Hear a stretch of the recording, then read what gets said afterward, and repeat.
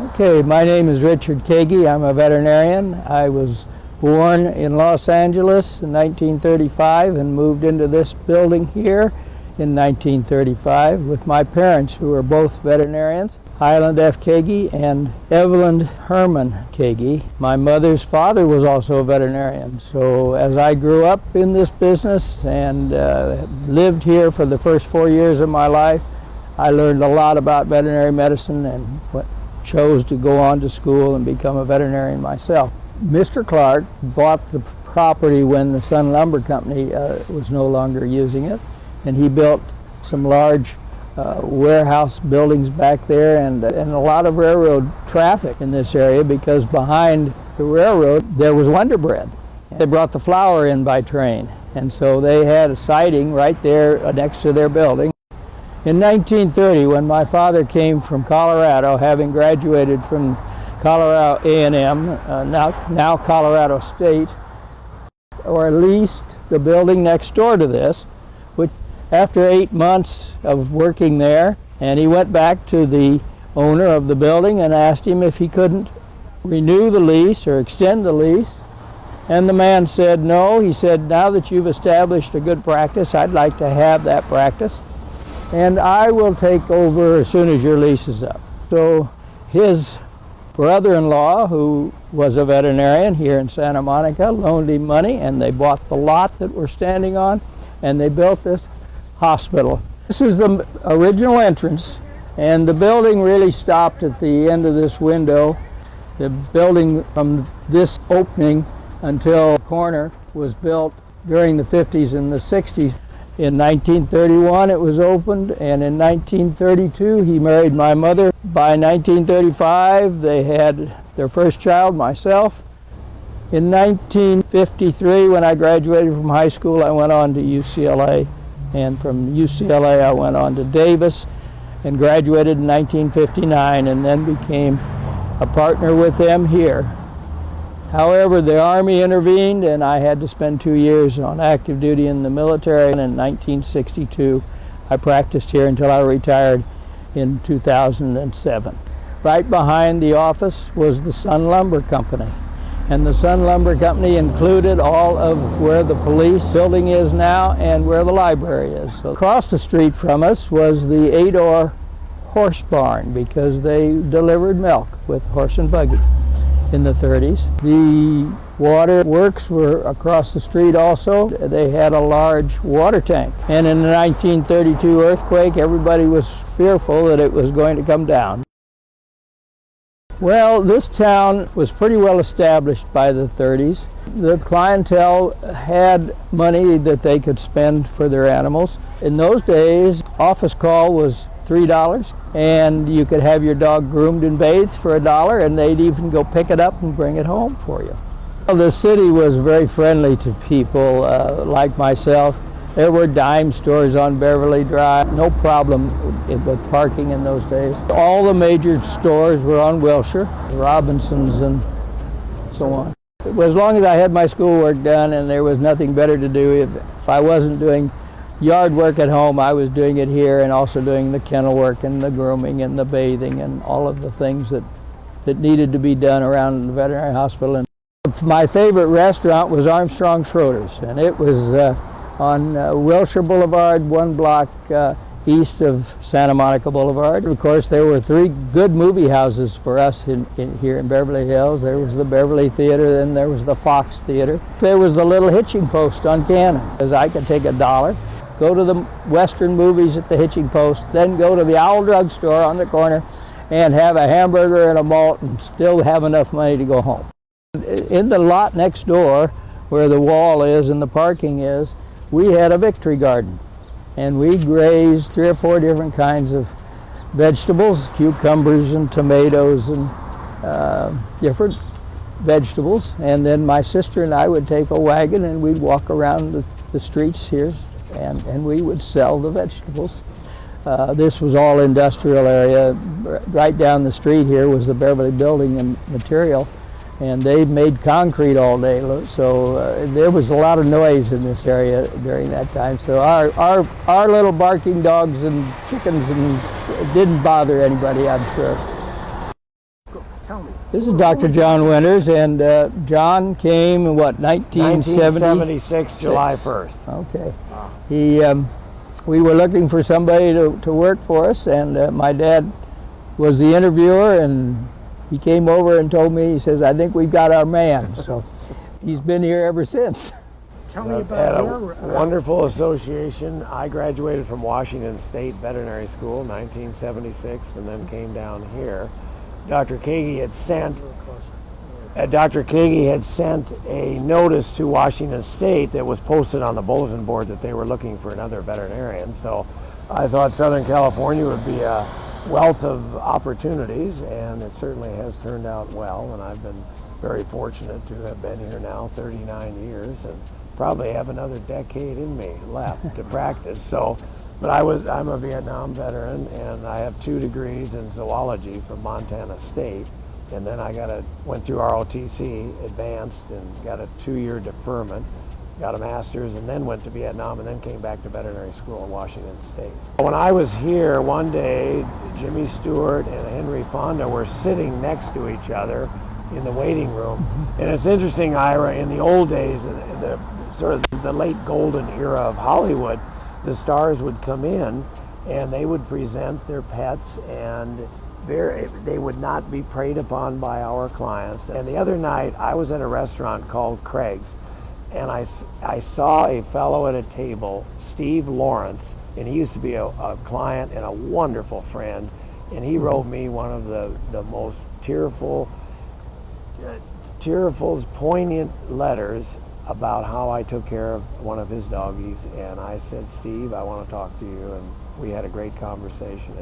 The fact that now personal assistants bring the pets in, and we don't really see as many stars as we used to, but yeah, it's been a great run, Ira, here, and Dr. Keagy retired about 8 years ago, and now it's Dr. Suehiro, who's been here 29 years, and we hired a new associate, Dr. Takahashi. She's been here about 2.5 years, so it's the 3 of us now running the hospital. Well, this area has become a bustling corridor with a Mercedes service bay building here. We have new buildings down the street, some of these high-tech firms moving in, but we still have our little niche here. These 2 hospitals are the only hospitals in the city of Beverly Hills because of zoning. The corner lot across the street was designated as a dog park, and it's still on the agenda. Well, this is the waiting room. It's always been the waiting room. It was also the office at one time. Where it steps up here, that was actually the door going outside.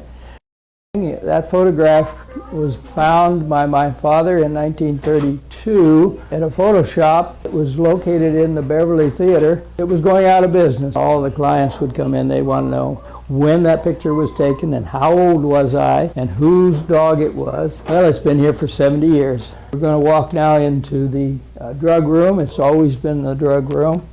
And into what was the treatment room and the surgery. And I stood at this surgery table. This is the original surgery table, so it's since 1931 it's been here. This was a holding run here where we exercised the dogs, and into what was our major ward. Well, this is what we call the big ward. It was our only major ward for the animals.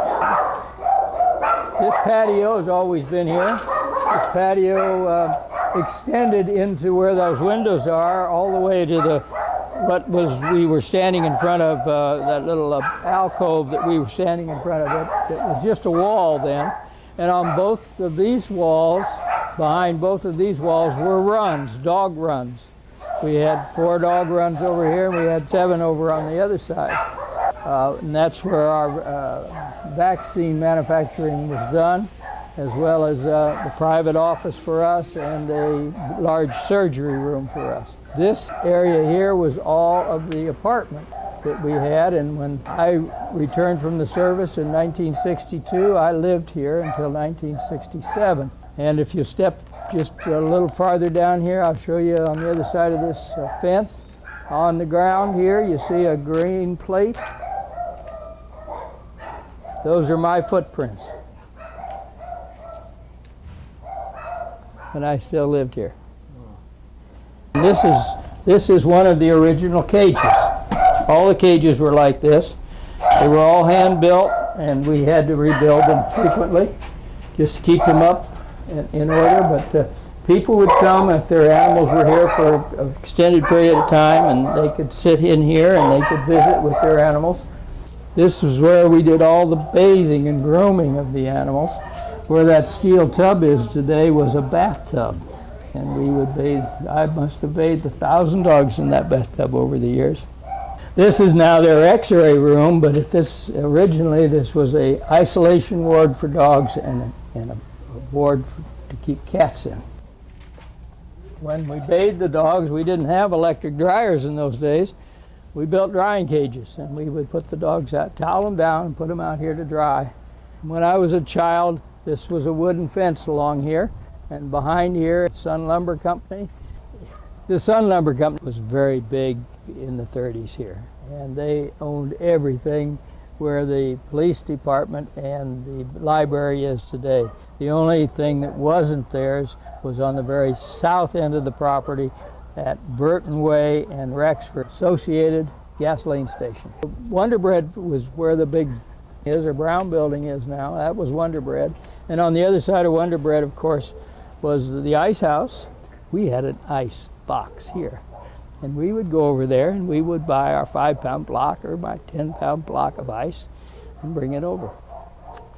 And then on the south side of 3rd Street, they had a large mill where they milled molding and did all the milling that was necessary for the homes that were built all over this area. It had big belt drive equipment, you know, and I would stand there as a child just fascinated by looking through that big long barn building, and it was right behind the current courthouse.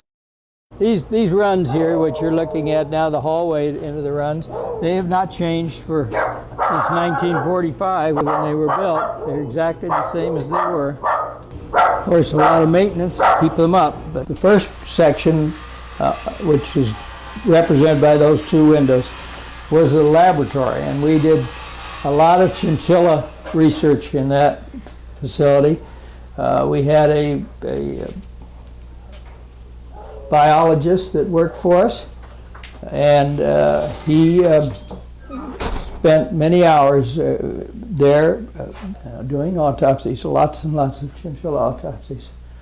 And after finding the cause, they were able to make a vaccine using those particular bacteria that were found in the chinchilla that had killed the chinchilla, so that they had a very hot strain of the bacteria. And they grew that and made a vaccine. It was called a tissue vaccine, and had some of the tissues from those animals that had died from the disease. So it was a very efficient, very effective vaccine. The United States government required 3 rooms to process the vaccine in. So you had to have a sterilizing room, which was this room. You had to have a bottling room, which was that room. And then we built the surgery on so that we could do more research there too. So it was a very, very interesting time in the history of this building, because we were the only people in the world that were making the vaccine for the chinchilla. So for 70 years, we did everything that was necessary to be done. I mean, if it was orthopedic surgery, we did it.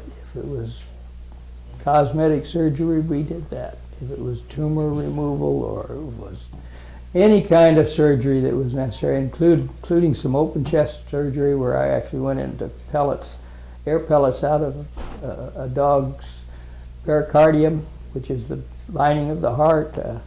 We would tackle anything, because there wasn't anybody up until about 1985 that was considered, quote, an expert or a specialist. So we did it all.